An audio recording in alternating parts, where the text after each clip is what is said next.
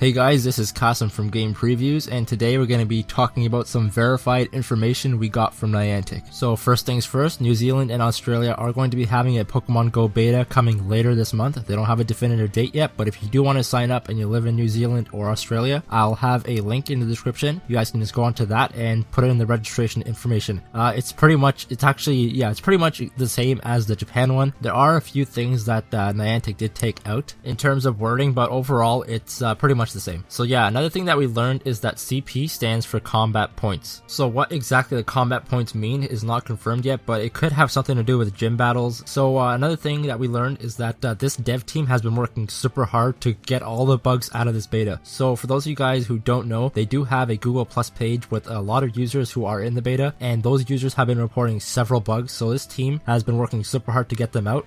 The recent update, which came out on April 7th, did have 2 pages long of bug fixes and feedback. And one of the biggest things was the catching mechanic. So everyone was complaining that throwing a Pokeball was super hard and actually getting it to hit the Pokemon was super hard.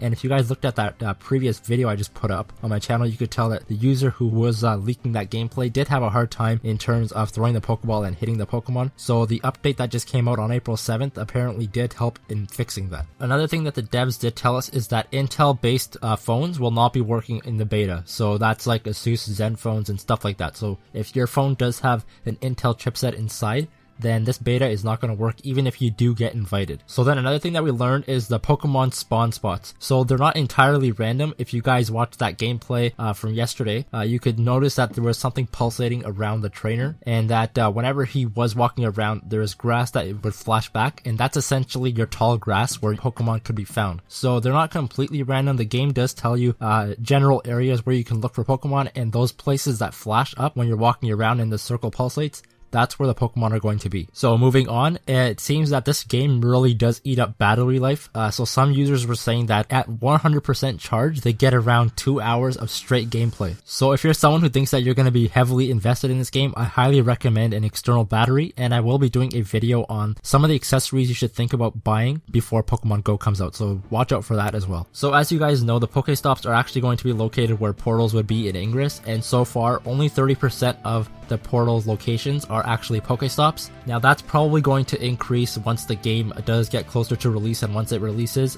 but yeah, that's how much there are so far within the game. Now sticking on to the topic of Pokestops, you noticed in the gameplay that was released yesterday that a lot of bubbles show up with a bunch of Pokeballs and even some eggs, and you notice that they were floating up slowly. So the idea is you gotta pop those eggs before they get off the screen. So if you wait too long and they just hover off the screen, then you don't get that item. So as soon as they start floating, you gotta pop every single bubble. And then finally, the developers of Niantic's Pokemon Go do confirm that gyms, combat, and trading are still not turned on in the beta. So far, if you're in the beta, all you can do is walk around and catch Pokemon. So yeah, that's why it seems like the leaks have kind of stopped, because the beta leakers really don't have anything new to show other than what's already been shown, which is just catching Pokemon and walking around. So yeah guys, that's all I got for you guys today. If you guys are in New Zealand or Australia, I'll have the link in the description below for you guys to sign up, and hopefully you guys learned some stuff here. The Niantic devs are seriously working hard on this game. They are updating it regularly, so that's a good sign, and hopefully we see this game soon, because it still does have that 2016 launch date. And if there's any more news, I will surely report on it. And thank you guys for watching. If you guys are into Pokemon Go and gaming news in general, please consider giving me a like and subscribe, and I'll see you guys in the next one. Alright guys, thanks. Bye.